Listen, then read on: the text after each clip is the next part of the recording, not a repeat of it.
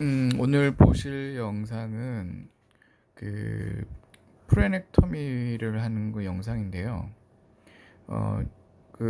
우리나라 말로 이제 소대 절제술, 조금 더 구체적으로 하면 순소대 절제술이라 그래서 입술하고 지금 보시는 것처럼 입술하고 그 치아의 잇몸하고 해갖고서는 이렇게 연결되는 소대라고 하는 게 있거든요. 소대는 뭐 그 설소대라 그래서 혀를 이렇게 위로 들어보면 혀랑 아래쪽 잇몸하고 해갖고서는 이렇게 연결되는 그 가느다란 저런 힘줄이 있잖아요.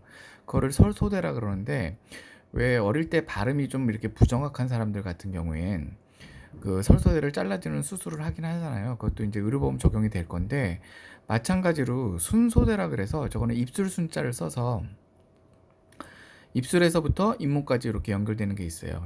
지금 보시면은 저거를 잡고 있잖아요. 저걸 잡는 이유는 뭐냐면 그 이제 마취를 해놓고요. 그리고서는 그 절개를 할 때 추를 좀 적게 대라고 해서 저희가 일부러 잡는 건데, 이 테크닉은 뭐 제가 그냥 개발해서 쓰는 테크닉이긴 합니다.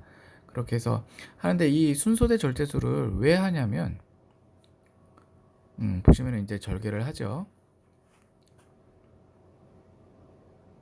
절개를 해주고 힘줄을 안에 있는 힘줄까지 다 끊어주고요. 원래는 그 메스를 깊게 넣어서 메스로 뼈까지 골막까지 긁어주기도 하는데, 그렇게 하는 거랑 저렇게 간단하게 잘라주는 거랑 했을 때 큰 효과 차이가 없더라고요. 그래서 골막까지 긁어주지는 않고요.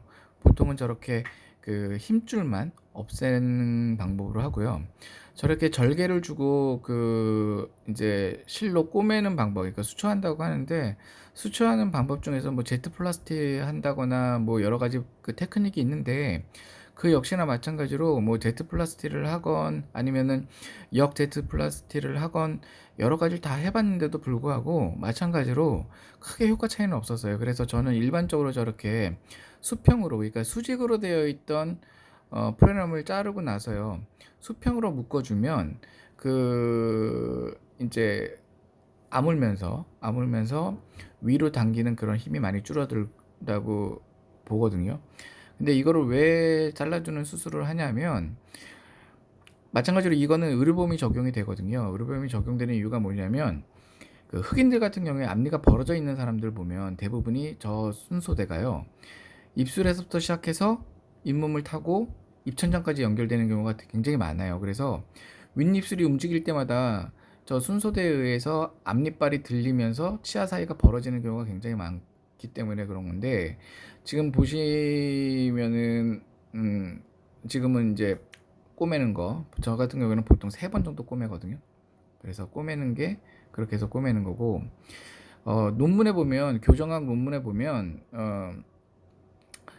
그 교정 치료를 끝나고 나서 저 순소대를 제거를 안 했을 때 재발되는 거와는 크게 연관이 없다라고 제가 최근 논문을 본 것 같은데, 저는 그렇게 생각 안 하고요. 저게 분명히 연관이 있다라고 생각하거든요. 왜냐하면 벌어져 있는 사람들은 저 순소대가 굉장히 크기 때문에 벌어지게끔 하는 힘을 작용이 된다라고 하면, 저거는 그 교정이 끝나고 나서도 치아를 벌어지게 할 수 있는 정도의 힘이라고 생각을 하기 때문에, 저는 기본적으로 교정하는 사람들 같은 경우에 특히나 돌출이 있다거나 앞니가 벌어져 있는 사람들은 순소대 절제술을 반드시 하는 거를